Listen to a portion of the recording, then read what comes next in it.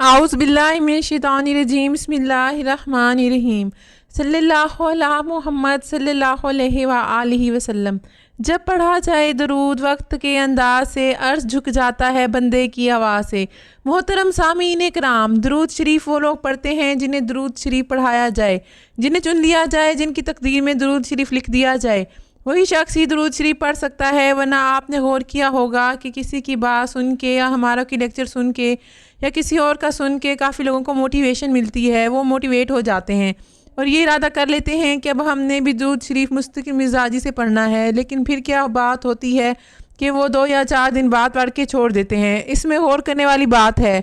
دراصل آپ چاہے جتنا بھی ارادہ کر لیں، اللہ تعالیٰ قرآن کریم میں ارشاد فرماتا ہے کہ میرے حکم کے بغیر ایک پتہ بھی نہیں ہلتا اپنی جگہ سے، یعنی جب تک اللہ کسی سے درود پڑھائے اور نبی کریم صلی اللہ علیہ وآلہ وسلم جب تک کسی پر توجہ نہ کریں تو کوئی شخص چاہ کر بھی یہ نیک وظیفہ، یہ نیک درود پڑھ ہی نہیں سکتا۔ ارادہ تو سب کر لیتے ہیں، لیکن پھر کیا بات ہوتی ہے کہ وہ چھوڑ دیتے ہیں۔ دراصل یہ جو درود شریف والا معاملہ ہے، میں بڑے راز کی بات بتاؤں، جب یہ دنیا بنی ہی نہیں تھی تو عالم لاہوت میں اس درود شریف کا فیصلہ ہو چکا تھا۔ مطلب کہ جن ارواح نے وہاں پہ درود شریف پڑھ لیا تھا، جن کو اللہ نے وہاں سے پڑھا لیا تھا، تو انہوں نے یہاں پہ آ کے بھی ان کا وظیفہ درود شریف رہا ہے۔ حضور سلطان العارفین حضور سخی سلطان باہو پاک فرماتے ہیں کہ عالم لاہوت میں جب نہ ازل تھا، نہ ابد تھا، نہ لاہوت تھی، نہ قلم تھی،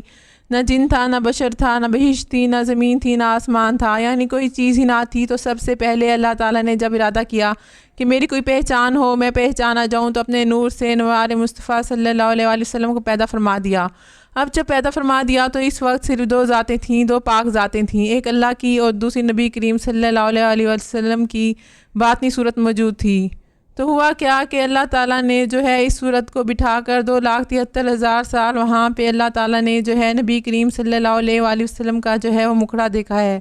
اور دیکھنے کے بعد پھر اللہ نے جو ہے اس سے اپنے پیارے محبوب نبی کریم صلی اللہ علیہ وآلہ وسلم کو جو ہے 2,83,000 یعنی 283 کے وہاں جو ہے اللہ تعالیٰ نے نبی کریم صلی اللہ علیہ وآلہ وسلم کو علم سکھایا۔ اس میں تمام مخفی علوم شامل تھے، علم لدنی شامل تھا، یعنی 2,73,000 دفعہ جو ہے نبی کریم صلی اللہ علیہ وآلہ وسلم نے اللہ تعالیٰ سے براہ راست وہاں پہ علم سیکھا ہے۔ آپ صلی اللہ علیہ وآلہ وسلم کو عالم لاہوت میں اس سے بھی قبل اللہ نے جو تمام علوم تھے یا اسما کا علم تھا وہ سکھا دیا تھا۔ پھر اسے نبی کریم صلی اللہ علیہ وآلہ وسلم کی برکت سے تمام ارواح کو وہاں پہ تخلیق کیا،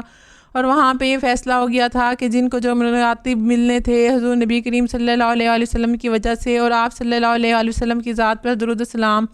اور برکات بھیجنے کی وجہ سے لوگوں کو ملے، تو وہاں پہ فیصلہ ہو گیا تھا۔ اللہ نے روحوں کو چن لیا تھا کہ جن کو اس نے اپنی راہ پر اور اپنے دست شفقت میں رکھنا ہے، درود والا جو ہے وہ بنانا ہے۔ تمہاری ارواح جو ہے وہ عالم لاہوت میں 50,000 سال پہلے بھی موجود تھی، تو وہاں جو روح درود شریف پڑھتی تھی اور اس کا وظیفہ اور غذا درود شریف اور اللہ کا ذکر تھا، اور جب انسانی جسم اس دنیا میں آیا، روح تو وہی ہے نا، صرف جسم نیا لگا ہے، تو یہاں پر بھی وہ بندہ درود شریف پڑھتا ہے جو کہ عالم ارواح میں پڑھتا تھا، اور کسی لمحے وہ درود سے غافل نہیں ہوتا، بلکہ وہ جو ہے جس طرح مچھلی پانی کے بغیر تڑپتی ہے تو وہ درود کے بغیر اسی طرح تڑپتا ہے اگر کبھی درود مس ہو جائے۔ تو یہ فیصلے جو ہے وہ پہلے ہو چکے ہوتے ہیں۔ یہ بات اولیاء اللہ نے اپنے تجربے اور مشاہدے سے بیان فرمائی ہے کہ درود پاک انسان کی تقدیر میں تبدیلی کا ذریعہ بن سکتا ہے۔ ایک ولی کامل نے فرمایا، درود شریف وہ کلید ہے جو قفل تقدیر کو کھول دیتی ہے، یعنی جب اللہ تعالیٰ کسی بندے پر اپنی خاص رحمت کرنا چاہے تو اس کے دل میں درود پڑھنے کی توفیق ڈال دیتا ہے،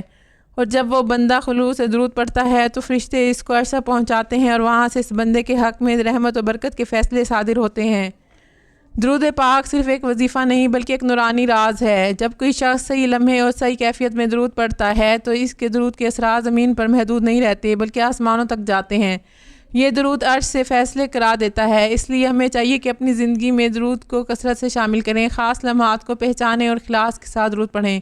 صبح کی اذان سے کچھ لمحات قبل، یعنی آپ اس کو تہجد بھی کہہ سکتے ہیں، تو اس وقت اگر کوئی شخص درود شریف پڑھتا ہے تو یہ درود جو ہے اس کی زندگی کا فیصلہ کر دیتا ہے،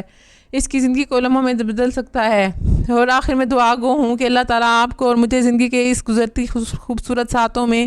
چاہے خوشی ہو یا غم، اندھیرا ہو یا اجالا، ہمیں درود شریف پڑھنے کی توفیق عطا فرمائے۔ اور دوسری چیز یہ کہ ماشاءاللہ یہ بابرکت مہینہ ہے، بڑا رحمت والا مہینہ ہے کہ اسی مہینے میں رسول معظم نبی کریم صلی اللہ علیہ وآلہ وسلم تشریف فرما ہوئے ہیں۔ تو اس مہینے درود شریف جو شخص پڑھتا ہے یقیناً وہ بڑا خوش قسمت ہے۔ اللہ تعالیٰ ہمیں درود شریف کی برکتوں سے مالا مال فرمائے اور ہمارے نصیبوں کو اس کے نور سے روشن کر دے، آمین۔